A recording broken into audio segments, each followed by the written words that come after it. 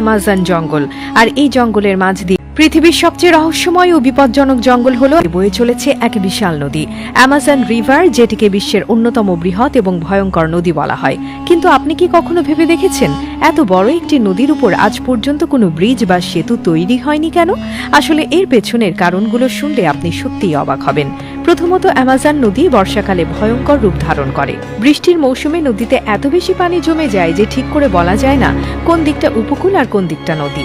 নদীর জলপ্রবাহ এতটাই ভয়ঙ্কর ও অস্থির হয়ে ওঠে যে স্থায়ীভাবে কোথাও ব্রিজ বসানো প্রায় অসম্ভব হয়ে যায়। এমনকি যেদিকে নদী বয়ে চলে সেটাও প্রায় বদলে যায়। অর্থাৎ আজ যে জায়গা নদীর কিনারা, কয়েক মাস পর সেটি হয়তো নদীর মাঝখানে চলে যাবে। দ্বিতীয়ত, অ্যামাজন নদীর আশপাশে বড় কোনো শহর বা জনবসতি নেই। এখানে মানুষের বসবাস খুবই সীমিত। আর যেসব ছোট ছোট উপজাতি গোষ্ঠী নদীর ধারে থাকে তারা নৌকায় চলাফেরা করতেই অভ্যস্ত। তারা ব্রিজ ছাড়া দিব্যি দিন কাটিয়ে দেয়। তাই এত বিপুল পরিমাণ অর্থ, সময় আর পরিশ্রম দিয়ে ব্রিজ বানানোর প্রয়োজন কেউ অনুভব করেনি। তৃতীয়ত ও সবচেয়ে গুরুত্বপূর্ণ ব্যাপার হলো প্রকৃতি।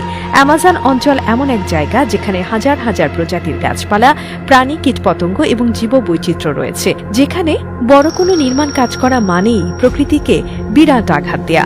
তাই পরিবেশবিদরা এমন প্রকল্পকে বরাবরই বিরোধিতা করে এসেছেন। তবে এই কথাও ঠিক যে আধুনিক সভ্যতায় এত বড় একটি নদীর উপর ব্রিজ না থাকা সত্যি বিস্ময়ের ব্যাপার।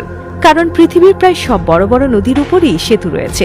চীনে ইয়াংজি নদী, ভারতে গঙ্গা বা ব্রহ্মপুত্র, আমেরিকার মিসিসিপি, সবকিছুরই উপরই অসংখ্য ব্রিজ। কিন্তু অ্যামাজন, যার দৈর্ঘ্য প্রায় ৬,৯৯২ কিলোমিটার, তার উপর নেই একটি ব্রিজও।